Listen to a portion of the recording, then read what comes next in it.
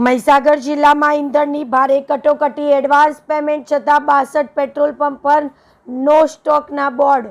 સરકાર ડિજિટલ ઇન્ડિયાની વાતો કરે છે તો બીજી તરફ પેટ્રોલ પંપ સંચાલકો દ્વારા જીપે ચાલશે નહીં તેવા બોર્ડ લગાવવામાં આવ્યા।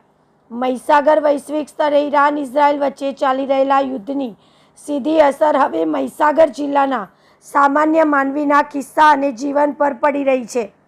છેલ્લા કેટલાય દિવસથી જિલ્લાના અંતરિયાળ વિસ્તારમાં શરૂ થયેલી પેટ્રોલ ડીઝલની અછત હવે જિલ્લાના મુખ્ય મથક લુણાવાડા સુધી પહોંચી ગઈ છે। જિલ્લાના અંદાજિત 62 જેટલા પેટ્રોલ પંપ પર ડીઝલ પેટ્રોલનો સ્ટોક નથી તેવા બોર્ડ મારી દેવામાં આવ્યા છે। વાહન ચાલકોમાં ભારે દોડધામ મચી ગઈ છે। એડવાન્સ પેમેન્ટ છતાં સપ્લાયમાં મોટો કાપ। પેટ્રોલ પંપ સંચાલકોના જણાવ્યા અનુસાર ઓઇલ કંપનીઓ દ્વારા સપ્લાયમાં મોટો કાપ મૂકવામાં આવ્યો છે। અનેક પંપોએ એડવાન્સ પેમેન્ટ અને રજિસ્ટ્રેશન કરાવ્યું હોવા છતાં ડેપો સ્તરેથી ટેન્કરો રવાના કરવામાં આવતા નથી। જો કે કંપનીઓ દ્વારા આગામી 2-3 દિવસમાં જથ્થો ઉપલબ્ધ કરાવવાની ખાતરી આપવામાં આવી છે, પરંતુ ત્યાં સુધી સ્થિતિ વધુ ગંભીર બને તેવી શક્યતા છે। ખેડૂતો અને લગ્ન પ્રસંગવાળા પરિવારો મુશ્કેલીમાં। હાલમાં લગ્નની સિઝન પૂરજોશમાં ચાલી રહી છે, ત્યારે વાહન વ્યવહાર માટે ઈંધણ ન મળતા લોકોએ એક પંપથી બીજા પંપે ધક્કા ખાઈ રહ્યા છે, તો કેટલાક લોકો વાહનો દોરીને જઈ રહ્યા છે। બીજી તરફ ખેતીની સિઝન હોવાથી ટ્રેક્ટર અને સિંચાઈના સાધનો માટે ડીઝલની અનિવાર્ય જરૂરિયાત છે। કડાણા, ખાનપુર, બાલાસિનોર અને વીરપુર બાદ હવે લુણાવાડામાં પણ ઈંધણ ખૂટી પડતા ખેડૂતો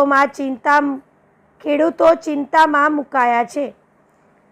પરિવહન ઠપ થવાની ભીતિ સ્થિતિ એટલી ખરાબ છે કે ઘણા વાહન ચાલકો આશા સાથે સરહદી વિસ્તારો સુધી ગયા હતા, પરંતુ ત્યાં પણ તેમને ખાલી હાથે પરત ફરવું પડ્યું છે।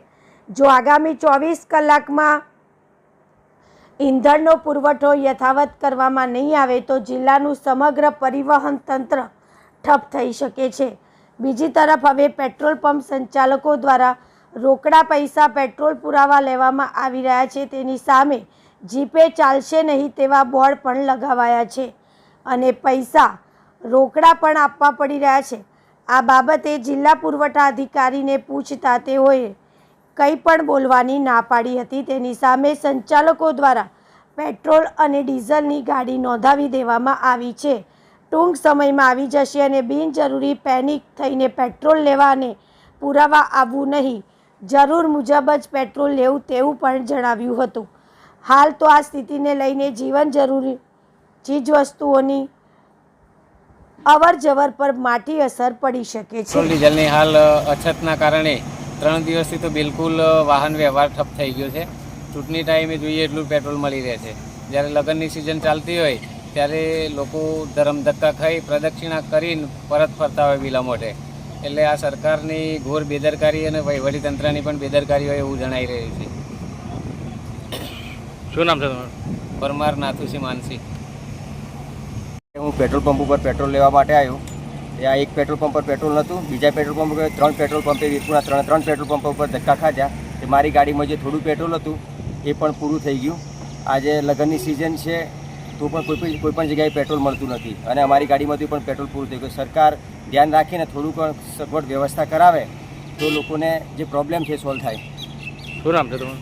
વિક્રમસિંહ ઠાકોર।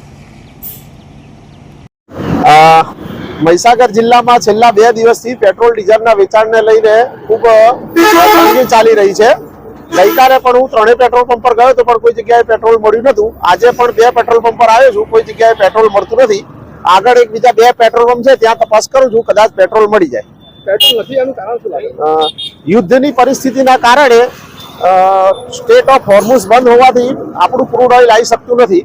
તો આવી પરિસ્થિતિમાં આપણે નાગરિકોએ પણ સમજી અને પેટ્રોલ ડીઝલનો ઉપયોગ ઓછો કરવો જોઈએ। પેટ્રોલને લઈને કેવી તકલીફ? પેટ્રોલને લઈને તો તકલીફ ખૂબ વધારે છે, કારણ કે કોઈ પણ પેટ્રોલ પંપ પર પેટ્રોલ મળતું નથી। શું નામ? પ્રકાશ પ્રજાપતિ, લુણાવાડા।